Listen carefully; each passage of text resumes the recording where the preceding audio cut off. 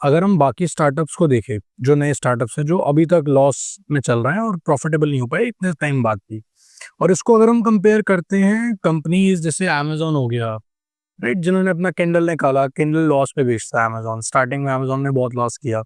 McDonald's जब India में आया तो मैं कालू टिक्की बर्गर लेके आया, 7 रुपए की सॉफ्टी बेचने लग गया, लॉस चलाया उसने, बहुत सालों तक लॉस दिया इंडिया में, उसके बाद अब वो निकालते हैं पैसा। इनफैक्ट इसी को अगर हम सोनी के साथ देखें तो उनके प्ले स्टेशन जो हैं, माइक्रोसॉफ्ट के जो एक्सबॉक्स है, वो लॉस प्रोडक्ट है, मतलब उस पर वो कुछ कमाते ही नहीं है, वो सीडी से कमाते हैं।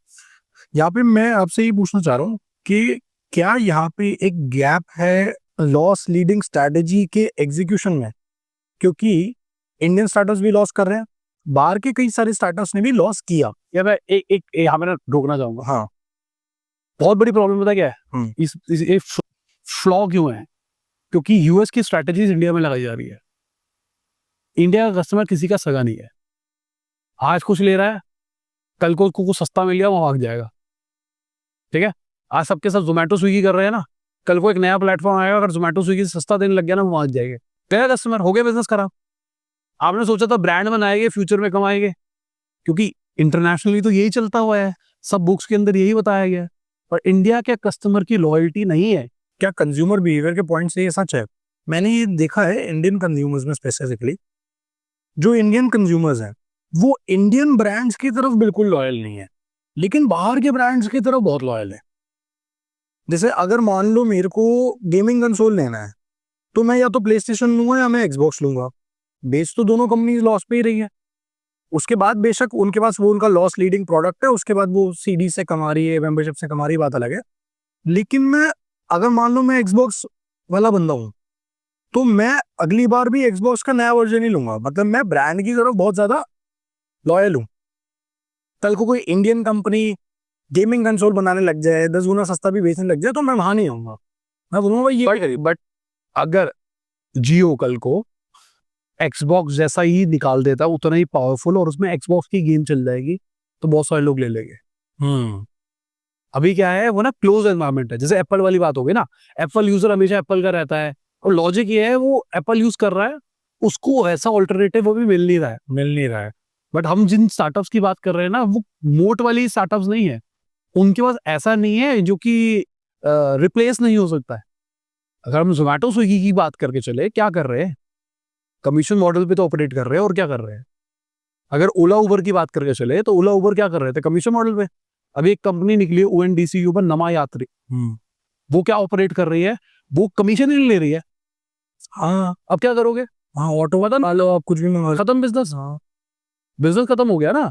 अगर आप एक कैब ड्राइवर हो, कोई भी एक कैब ड्राइवर है, वो बंदा 20%, 30%, 35% दे रहा है उसको, और रो रहा है मेरी पेमेंट नहीं आती भाई, मेरा पैसा कट जाता है, मेरा ये कट जाता है। एक कंपनी आती है, वो शायद आपसे 700-800 रुपए महीना ले रही है फिक्स। वो आपसे 700-800 रुपए महीना ले रही है, और वो आपको कह रही है भाई अनलिमिटेड दूंगा तेरे को ट्रैफिक, चला चला। कितना सेफ है? वो तो गाड़ी की ईएमआई के अंदर ही जोड़ लेगा उसको, गाड़ी की ईएमआई का ही पार्ट मान के चलेगा। पहले 30,000 देगा, तब 30,800 दे देगा। बस शायद दिन का कुछ 25 रुपए, 30 रुपए ऐसे कुछ है, मतलब 1000 रुपए से नीचे ही है मंथली, जो मैं देख रहा था। बहुत सही है तो। कितना बढ़िया मॉडल है, बिजनेस खत्म। तो अभी हम क्या बात कर रहे थे? कंज्यूमर लॉयल है, कंज्यूमर लॉयल है ना। हमको तो भाई यहाँ से यहाँ जाना है, कोई भी कैब में ले जाओ हमको। आपने बोला कंज्यूमर लॉयल नहीं है, मैं जानना चाहता हूँ कि इंडिया के अंदर रिलायंस जैसी कंपनीज, अडानी जैसी कंपनीज, इनफैक्ट कई सारे और बड़े नाम भी, इंडिया जैसा मार्केट जहाँ पे कस्टमर किसी का सगा नहीं है, वहां पर ये कंपनीज इतनी सक्सेसफुली इतना बड़ा बिजनेस कैसे क्रिएट कर लेती हैं? मोट। अगर आपको बिजनेस बनाना है ना, तो उसमें ऐसी चीज होनी चाहिए जो रिप्लेस ना हो सके इतनी आसानी से। अच्छा, ठीक है, जैसे एग्जाम्पल के लिए, मैं बहुत टाइम पहले केस स्टडीज बनाया करता था अपने चैनल, ठीक है। फिर मैंने ड्रॉप कर दी। क्यों? क्योंकि मुझे लगता था इन्फॉर्मेशन तो कोई भी निकाल लेगा यार, कल को मैं रिप्लेस हो जाऊंगा। मेरी मोड क्या है? फिर मैंने कंटेंट बनाना शुरू किया, जब मैं अपना एक्सपीरियंस शेयर करूंगा। अगर मैं अपना एक्सपीरियंस शेयर करूंगा, तो ये मोड बन गई। हाँ, ये आप रेप्लिकेट नहीं कर सकता कोई, मैं तो मैं ही हूं ना। बात करता हूँ, लोगों को मेरी बात सुननी है। अगर मैं बिजनेस न्यूज डेली डाल रहा हूं, तो आज अंबानी अडानी की लड़ाई हो गई, तो मेरा पर्सपेक्टिव क्या है, लोग वो बुझना क्या करना चाहते हैं। हाँ, तो अब अगर हम अंबानी ग्रुप की बात करके चले तो क्या कर रहा है, ऑयल के अंदर वो किंग था, उनके पास पहले से पड़ा है सब कुछ, वो काम चल रहा था मजे से। उन्होंने पैसा डाल के एक मार्केट कैप्चर करी, जियो ले लिया। जियो में अगर आप स्मार्टली अभी सोचो क्या हो गया, जियो एयरटेल सबके रेट सेम है, बट फिर भी हम कहते हैं जियो फ्री है। फ्री तो नहीं है, हाँ जियो तो फ्री नहीं है, महंगा है इनफैक्ट महंगा भी है कई केसेस के अंदर।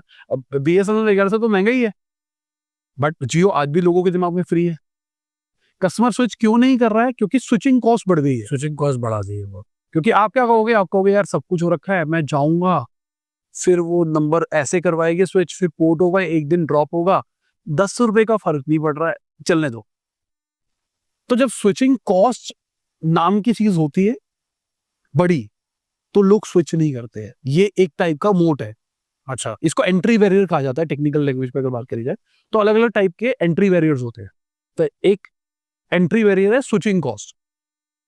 तो ऐसे बहुत सारे एंट्री बैरियर, थोड़ा रिसर्च कर लेना, पता लग जाएगा लोगों को। तो अगर आप एंट्री बैरियर क्रिएट कर लेते हो तो आपको कल को कोई रिप्लेस नहीं कर सकता। अडानी की बात करके चले तो अडानी पोर्ट्स में बात करके चलते हैं, तो पोर्ट्स में उसने सारे बड़े पोर्ट्स खरीद लिए। अगर आप थोड़ा स्मार्टली सोचो, मैं अभी थोड़े दिन पहले ही सोच रहा था, वो एयरपोर्ट भी रख लिए, पोर्ट्स भी रख लिए। अगर इंडिया से बाहर माल जाएगा तो कैसे जाएगा? दोनों है, मतलब एयरपोर्ट से जाएगा या बस पोर्ट से जाएगा, उससे वो कैप्चर कर लिया, वो बन जाएगी ना। अडानी का लॉजिस्टिक्स बिजनेस भी है अलग से, तो उनका जितना भी मुंद्रा रीजन में जितना भी काम है वो सब उन्हीं के ट्रक से जाता है। और बढ़िया हो गया, मतलब कि यहाँ से फैक्ट्री से भी अगर माल एक्सपोर्ट होना है तो फैक्ट्री से उन्हीं का ट्रक उठाएगा, उन्हीं का ट्रक पोर्ट तक लेके जाएगा, पोर्ट पे उन्हीं की अनलोडिंग होगी, पोर्ट भी वही चला रहे हैं और वहां से वही है। हाँ, मैं बता रहा हूँ श्रीलंका के अंदर इनकी जैसे कोल की माइन इनकी है, वहां से एक्सट्रैक्ट इनके ट्रक वाले करते हैं, पोर्ट से पोर्ट इनके से आता है, ट्रक से इनसे आता है, फिर बेसिकली वर्टिकल और जलाते भी उसके अंदर है, अपने प्लांट्स के अंदर जलाते हैं। कितना बढ़िया कार प्लांट्स है ना। तो ये बेसिकली जो हम कहते हैं बैकवर्ड इंटीग्रेशन, ये जो चीज होती है सबसे पहले धीरूभाई अंबानी ने शुरू करी थी। अच्छा, एक्सप्लेन कर सकता है उसको? धीरूभाई अंबानी ने क्या किया, पता नहीं है। हाँ, तो धीरूभाई, अगर आप रिलायंस को देखो तो रिलायंस स्टार्टिंग में पॉलिस्टर का काम करता था। सबसे पहले मसाले से पॉलिस्टर मेजरली पॉलिस्टर का काम। हाँ, तो थान बेचते थे कपड़ों के, विमल था ना, विमल नहीं था ना कपड़ा शायद, नहीं विमल तो उन्होंने अपना ब्रांड बनाया था, उससे पहले वो पॉलिस्टर के थान बेच ललिता का ब्रांड था ना, इंपोर्ट करते थे, बनाते लाइसेंसिंग से पहले, उसके बाद बनाना शुरू किया। हाँ, लाइसेंसिंग के बाद बनाना शुरू। विमल ब्रांड इन्होंने बनाया था मेरे साथ, विमल में विमल ही था ना, तो इन्होंने अपना प्रोडक्ट भी बना लिया। उसके बाद इनको रियलाइज हुआ कि भाई ये बन कहाँ से रहा है, इसके लिए केमिकल चाहिए, फिर उन्होंने केमिकल बनाना शुरू कर दिया, पेट्रोकेमिकल्स भी घुस गए। उसके बाद ऑयल एंड रिफाइनरी, पेट्रोकेमिकल से इनको पता लगा ये डेरिवेटिव भी आ रहा है, ये डेरिवेटिव आ रहा है, चलो ऑयल की तरफ भी चल लेते हैं। ऐसे करके पूरा गेम बना है। अगर कभी रिसर्च करना, ये अंबानी अडानी मतलब दोनों भाइयों की लड़ाई क्यों हुई थी, अनिल अंबानी और इसलिए हुई थी क्योंकि धीरूभाई अंबानी ने इतना इंटीग्रेटेड बिजनेस बना दिया। अब जब भाइयों की लड़ाई हुई तो एक भाई ने मना कर दिया, मैं तेरे को इतने रेट पे ये नहीं दूंगा, उसका बिजनेस वो खत्म हो गया। हाँ, बस रिलायंस पावर के टाइम गैस मना कर, गैस को अच्छे रेट पे, मतलब जो ग्लोबल रेट था वो कह रहा उसी रेट पे दूंगा। हाँ, तो कितना बड़ा माहौल था ये। तो इंटीग्रेटेड बिजनेस बहुत बढ़िया होते हैं, मतलब ये वाले सीन बहुत अच्छे होते हैं। बट अगर भाई है, जनरेशनल बिजनेस है, तो खराब भी हो सकते हैं। यही चीज मेरे हिसाब से अभी मुकेश अंबानी अच्छा कर रहे हैं, तो तीनों बच्चों को अलग अलग कैटेगरी ऑफ बिजनेस में डाल रहे हैं।